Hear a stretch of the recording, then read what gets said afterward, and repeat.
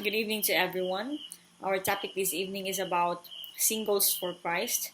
And in today's society, if you reach college and don't have a bit of bling on your finger, people begin to subconsciously view you in a different sort of light. So, even without intent, people will begin an inner monologue on the reasoning of your current relationship, especially if you don't have boyfriend, if you don't have girlfriend.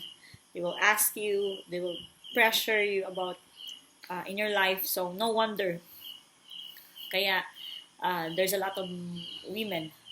They run into any open set of arms that will let them. No wonder our self-esteem is shot and we turn to other forms of approval.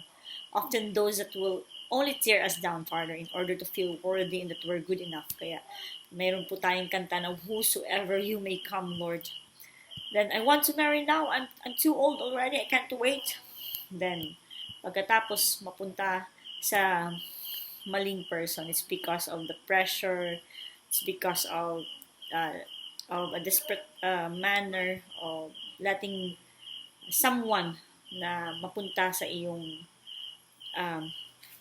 sa iyong relationship, sa iyong sarili mismo. So, ang karanasan ko bilang babae sa ministry, dumating din ako sa point na naghahanap ako ng magiging partner in life. Pero nag-start kasi nung time na yung edad ko ay when I was 24 years old, I started to work as a missionary, a volunteer missionary doon po sa kay Pastor Brian Tolentino. So for 11 years alam ni Pastor Brian kung paano ako umiyak, paano ako na downfall at sa iba't ibang aspect in my life na kung saan ay kasama doon ang tinatawag nating relationship sa lalaki. So, when we imagine and we try to tell that guy will be our hero, remind ourselves that Jesus is the only man that can save you. So, makes you stop and think, doesn't it? So let the words fill you with the strength that you've been searching for. Kasi baka ang mangyayari, magiging first love natin, or let's say, we may able to live or hayaan or iwanan natin si Jesus Christ kaysa sa magiging first love natin ay baka yung lalaki, hindi na si Jesus Christ. So, dumating sa point na parang pinapipili ako yung guy or ang theology. Yung point na na alam mo yung mahal mo yung lalaki, pero parang napaisip ka kung sino yung pipiliin mo. Pero isa lamang yung sinasabi ko sa Panginoon, Lord, tulungan mo ako na kaya ako mag-boyfriend, kaya ako magkakaroon ng tinatawag na partner. It's not because dahil gusto ko lang, kundi dahil gusto mo. Yun po yung lagi kong sinasabi. Mahirap kasi maging isang someday mag-aasawa ka na, mag-husband ka nga. Pero dahil sa kagustuhan mo lang at dahil yun yung narapat na meron ka talagang partner. Kaya always kong sinasabi sa Panginoon, Lord, kung bibigyan mo nga ako ng partner or husband, Lord, bigyan mo ako ng quality na lalaki na sa gawain, yung susuporta sa'yo sa ministry. Hindi yung dahil sa gusto ko lang at dahil in love ako, patay na patay ako. So, pero kung hindi mo ako bibigyan ng husband or magiging partner in life, then they will be done. Wala akong magagawa. So, mga kaibigan, mga kapatid, yung tinatawag nating goal natin is magiging singles for Christ, is yung pinakauna-una natin na ibo-boyfriend ay si Jesus Christ. Hindi po yung dahil nanghihinayang ka, tumatanda ka na, nasa 30 plus ka na, parang iniisip mo hindi ka na magkakaanak, iniisip mo na parang wala ka ng silbi someday sa magiging husband mo.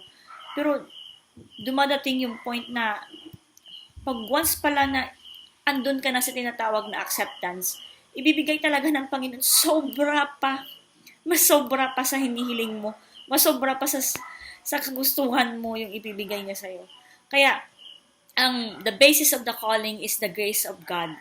The background for this call is yung to choose Jesus Christ sa ating buhay, hindi po dahil sa parang second lang natin si Jesus Christ or pangalawa lang natin siya, kundi siya talaga yung pinakauna. Dahil it is God who joins man and wife together. So, yung si Paul talaga nagtuturo siya that marriage was a gift from God. So the person who marries does a good thing. Kaya hindi pilit ang magkakaroon ka ng partner, kundi kusa itong dumadating dahil alam ng Panginoon na kailangan mo at accept mo na kung na ina-accept mo na kung ano yung will ng Panginoon. Dumating ako sa point na parang na-desperate na kasi ang sabi ko, Lord, bakit hindi mo ako binibigyan ng partner? Bakit ang iba nga hindi nagsiserve sa Panginoon? Or yung iba nga parang nasa lang nagsisimba. Pero bakit okay naman ang partner nila? Bakit may pogi sila ng partner? Bakit meron silang mayayaman na partner? Bakit graduate yung mga partners nila? Bakit ganun? So, dumadating sa punto yung ganung mga questions. Pero, alam niyo mga kaibigan, mga kapatid, yung mga tanong na iyan ay ibig sabihin, selfish pa tayo, self-centered pa tayo. Kaya mostly, tinatanong mo sa sarili mo, who am I? Where do I belong? What is my purpose? Why am I here? Bakit, pangit ba ako? Bakit hindi ako nagustuhan? Or, minsan nagkakaroon ka ng difficulty with loneliness. Common questions when you feel lonely because itatanong mo sa sarili mo, who can I share my life with? Where will I go when I need help? What will I do when I get sick? Sino magtutulong sa akin? Wala akong partner. Why do I keep feeling so alone? When can I have fulfilling companionship? How will I make it emotionally and financially on my own? Kaya ang daming question na minsan dumadating sa punto na parang nagkakaroon ka na ng bargaining, nagkakaroon ka ng depression or dabda, or nagkakaroon ka ng pagda-doubt sa sarili mo dahil yung iniisip mo talaga ay ang sarili mo, hindi yung Panginoon. So, kaya mga kaibigan, mga kapatid, yung masasabi ko lang na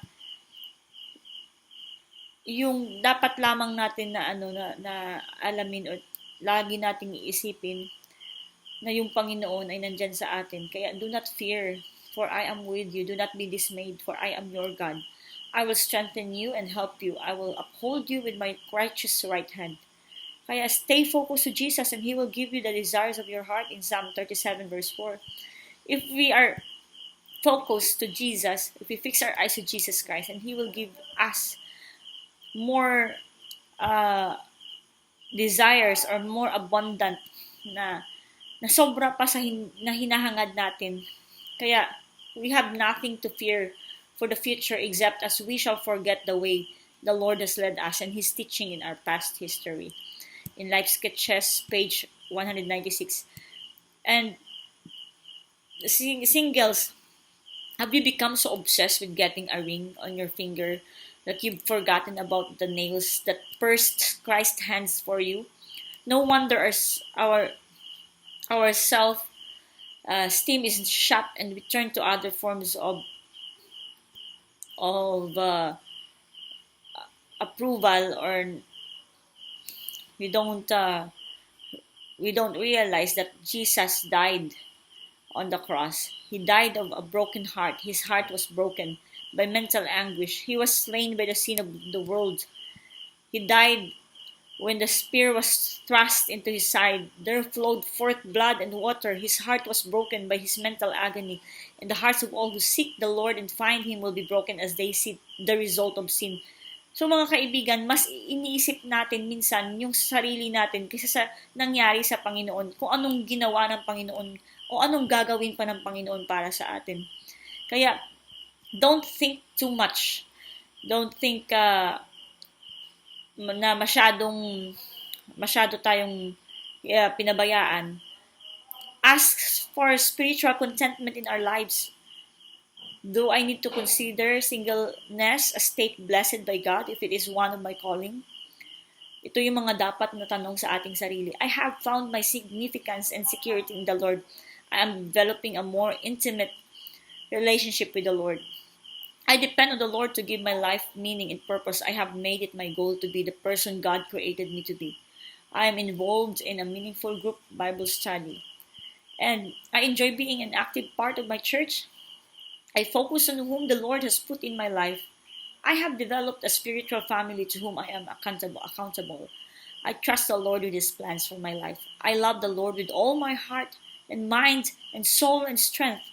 I delight in praying to and praising the Lord.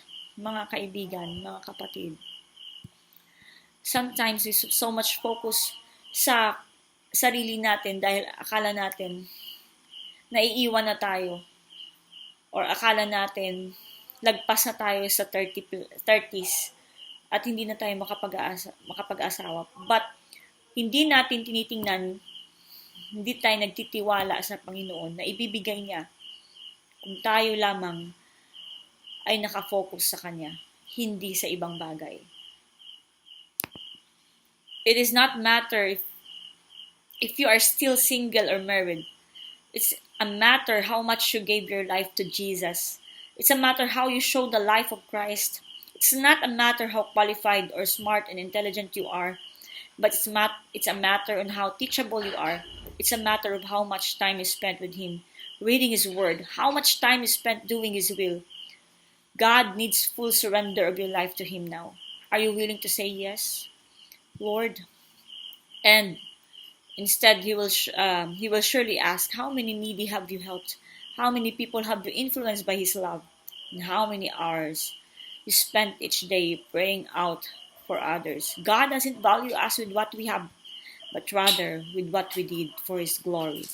Are you ready when Jesus will come? Rest in the Lord and wait patiently for Him in Psalm 37 verse 7. Remember, no matter what you face in life, don't let go of God's hand. God bless. Stay focused. Stay singles for Christ. God bless and happy midweek.